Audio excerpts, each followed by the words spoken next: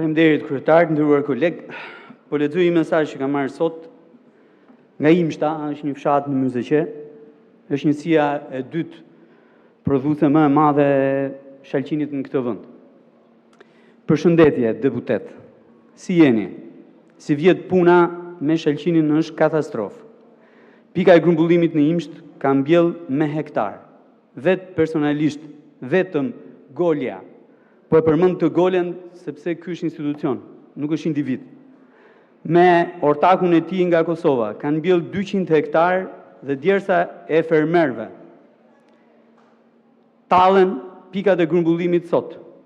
Që po të shkruaj, këta dy persona e mbledhin shalqinin nga ne buqit me 50 lek. Me nder tallen me fermerët, që janë zhytur në borxhe, me kredira, deri në fyt, kemi 4 vjet. Që ju themi ju si deputet, dhe i kemi shkruar edhe zëvendës ministrit të bujqësisë, dhe nuk kemi një përgjigje nga partia jonë, që e kemi votuar me shpirt dhe nuk na kthen përgjigje për këtë shqetësim. Që nuk dalim dot nga borxhet dhe kredit që kemi marrë në përbanka me respekt, filani në emër të gjithë fermerëve të Imshtës. Tani, çfarë ndodh sot në territorin bujqësor? Buku kërkon prodhoj, siç këta të Imshtës bëjnë. Kur sezoni para tij ka qenë i mbar, mbjell me paratë e tij. Blej inpute, shërbime, duke filluar nga punimi i tokës deri tek frezimi i saj, mallra që janë ushqyes edhe mbrojtës të bimës në fund edhe të prodhimit. Kur sezoni para tij ka dështuar, pra nuk ka marrë paratë e veta, merr borxh. Ku të mundet? Tek i ngjashmi, nëse i ngjashmi bujk ka para. Tek mikrofinanca, pra tek institucionet e mikrokreditit. Në banka, duke lënë kolateral çdo gjë, përfshirë edhe tokë. Tek zotruesi i inputeve bujqësore, me premtimin që do paguaj pasi shet prodhimin. Nëse gjithçka shkon mirë, pra prodhimi nuk dëmtohet dhe arrin të shitet. Është sukses. Nëse çmimi nuk është ai që ka pritur, nuk justifikon kostot, kolaterali ekzekutohet, zinxhiri i borxheve bëhet shumë i gjatë.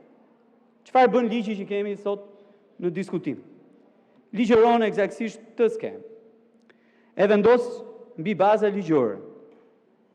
Aplikimi për dëftesë bëhet online, dëftesa merret online, dëftesa është e transferueshme dhe ekzekutueshme, mbi prodhimin e ardhshëm, të sigurueshëm, të financueshëm nga institucionet financiare dhe jo vetëm, me detyrim të qartë për kthimin e financimit, me interes të barabartë me normën efektive të një muaji më parë dhe natyrisht, dëftesa është titull ekzekutiv. Është një mundësi e mirë kjo, po është një instrument shumë i vlefshëm, për më tepër që po ndodh e gjen kudo në territor këtë skemë. Rasti më i mirë është kur financuesi i prodhimit bëhet zotruesi i inputeve bujqësore, që është edhe grumbullues, e kur për çmimin bie dakord mes tyre. Çmimi është thelbi i ligjshëm në një transakcion formal. Por nëse nuk ka një çmim të mirë dhe formal, e gjitha dështon. Edhe në rastin që ne po e sankcionojmë sot me ligj. Dëftesa nuk rregullon këtë gjë. Nuk është çmim. Dhe as formalizim. Fatura fiskale po. Që të kemi një të tillë, duhet që kushtet fiskale ta favorizojnë këtë. Minimumi të TVSH-ja jon nuk e favorizon as formalizimin, as ligjërimin, madje TVSH-ja jon ka bërë që abuzimi të jetë sundues në treg. Abuzimi në treg për te i faturës është thelbi.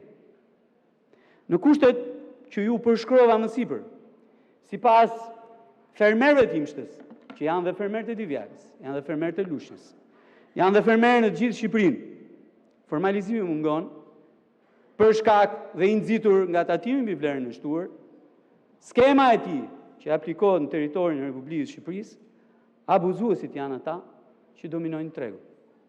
Çfarë po ndodh sot në Divjak me shalqinin që është fruti i momentit? Njerëz të paligjshëm, të palicencuar, të paregjistruar në organet fiskale, shkojnë tek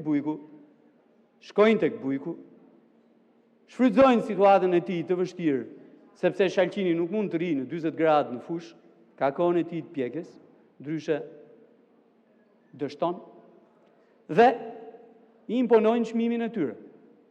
Cili është çmimi sot? 6 lekë, 7 lekë. Cili është çmimi jo më larg se 300 metra nga këtu, në pikat e shitjes së frutave dhe perimeve? 30 lekë. 30 lekë. 5 herë më shtrenjtë.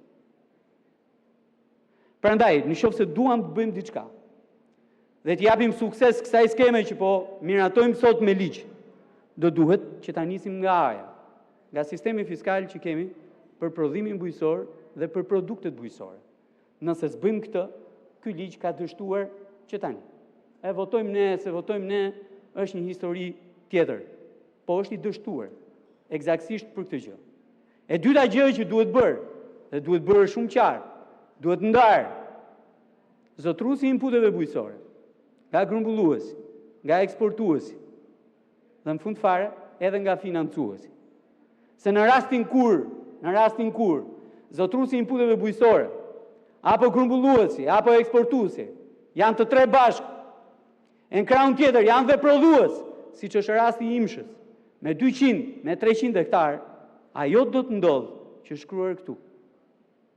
Në atë mesazhin atyre bujqëve të Imshtës, që çmimi që do imponojnë bujkut është gjithmonë e më i ulët, se nuk është çmendur asnjë grumbullues, asnjë eksportues të blejë me çmim të lartë. Jo, do të blejë me çmim të ulët për fituar gjithnjë më shumë.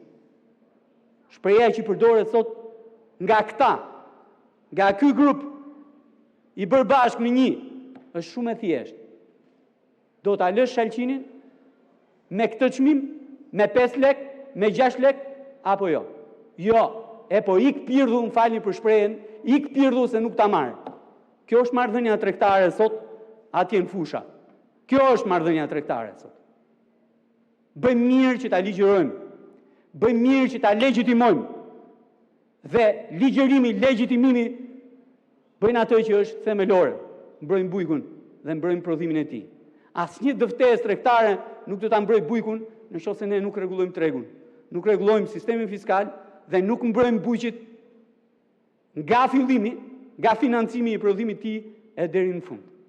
Raste suksesi ka, por raste që ka nevojë të trajtohen për t'u zhbërë, sepse janë pjesa e abuzimit me bujkun, edhe me djersën edhe mundin e tij, patjetër që janë aty, duhen parë, duhen zhbërë sa më parë tjetër mundur me qëllim që bujqit marrin frymë. Faleminderit.